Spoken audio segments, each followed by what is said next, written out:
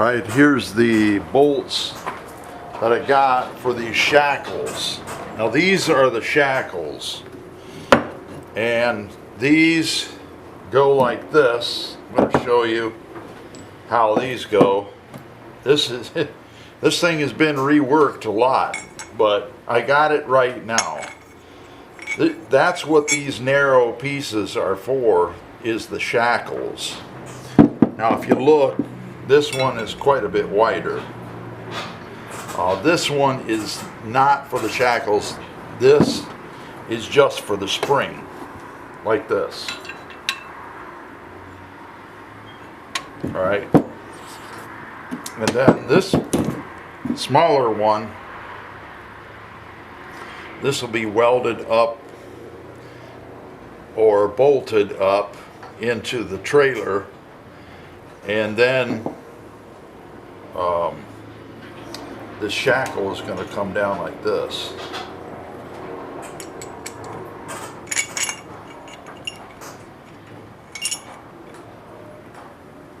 Like that, and then there's going to be another one on the other side. Like that. Another thing that you have to take into account is that this bolt right here is serrated right here. Now I'm going to show that.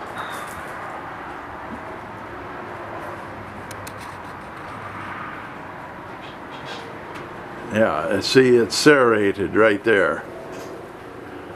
Okay, that is to give this some grit.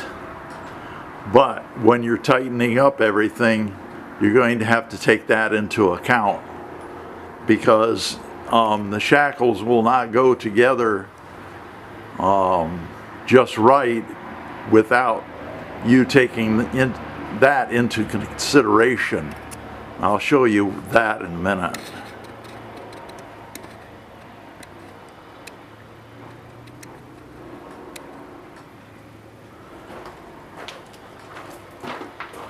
Okay, so when you put this together, it's going to go like this.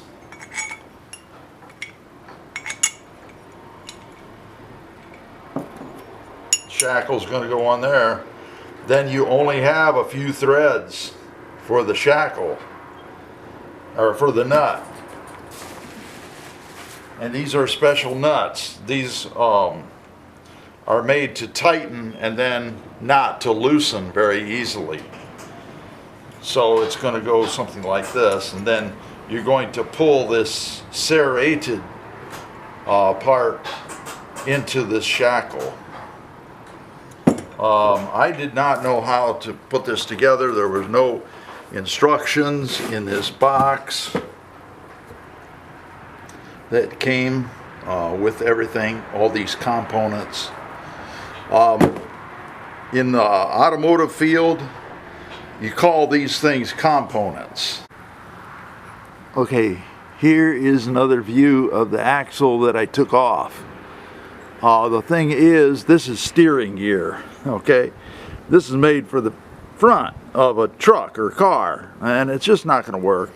I could not figure out how to make it correct, so that's all right.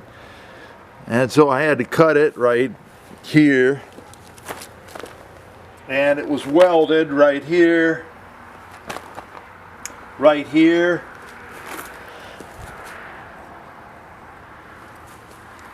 and here, and here, and here. So I had to use oxyacetylene to cut it. It was just very difficult to get up under there, because here is where I had to get up under there, with all these blocks and everything holding it up. Okay, I'm switching to a wire welder. So for this, it's an Easy Weld 140, so I'm doing 1/4 inch steel. You got to turn these up to 10. got to put this switch it to the wire welder, which is the top one. So you push this button. You have to take this jumper, put it on this one, on the negative. Make sure it's in there. And then the ground cable, which is this one right here. Hook it onto the positive. Okay, now it's ready to go.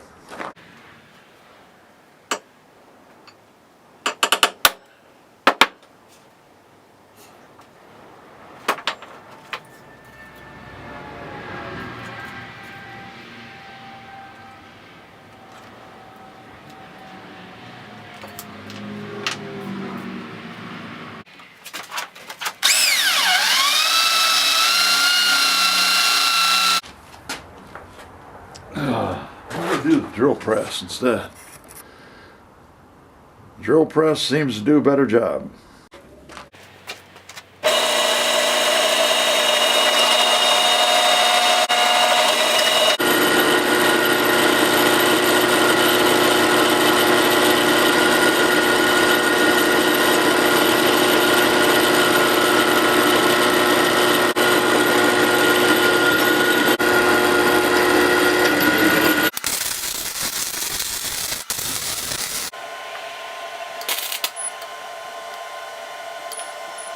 A little bit of a problem here. Got all this tangled up here, so I'm going to cut it here, try to pull it through, then I'll have to cut it here again to try to get it fixed. Make sure you unplug it first.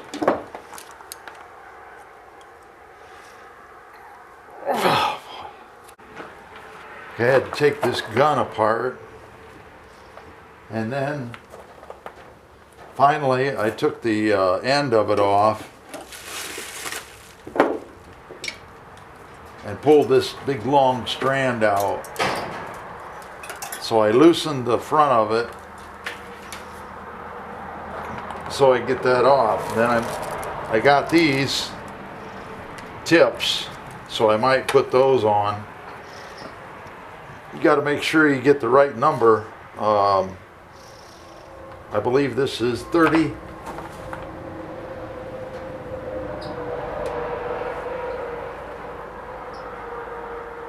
Yeah, 30. This is 30 thousandths. So you got to get the 30 thousandths tip to use for it. So I took this tip off right here and took that out. And it's all stuck up in there. So now it won't come out of here, so I got to try to work on that. So now I got to try to feed it slowly through the whole system. Now I got to make sure it's going to feed. I got it strung up so that it goes through these wheels, and then you have to feed it through this whole line right here to make it work. Okay, after I got this straightened out, I took out the wire that was all bent up. I'll show you that it was pretty bad, and it was worse than that in that picture. Until you have straight wire, and then straighten it out a little bit.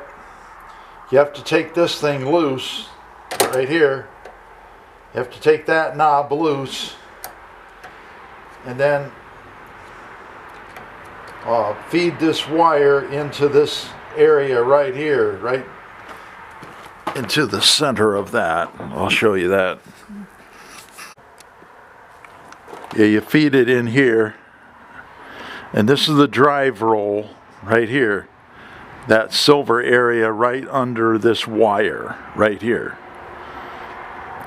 And you have to have that so that it can feed the wire through this area, and it goes in here and goes out there, down there, and then up to the handle. Helps if you put the round clamp on.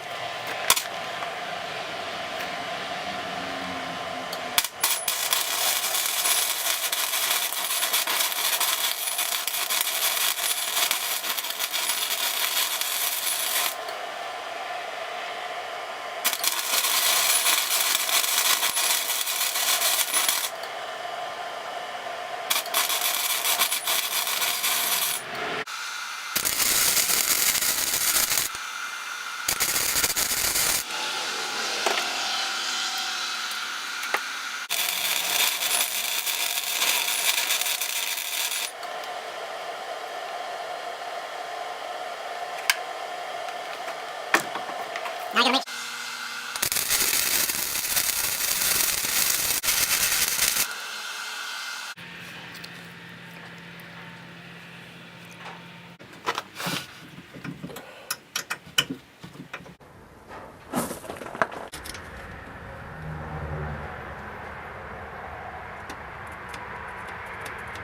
These are the spring hangers that I had talked about earlier in some of the other videos, possibly.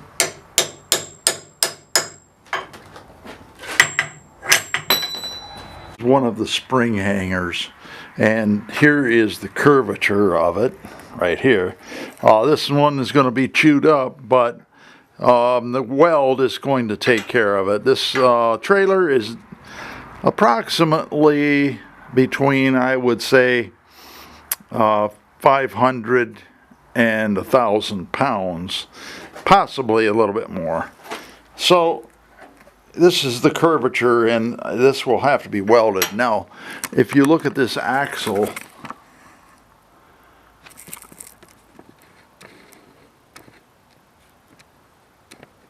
here's where the spring hanger was, and I cut into it, and this is going to have to be welded right here and right here on both ends, and then that will have to be smoothed out some. It doesn't have to necessarily be smoothed out, but it does have to be welded.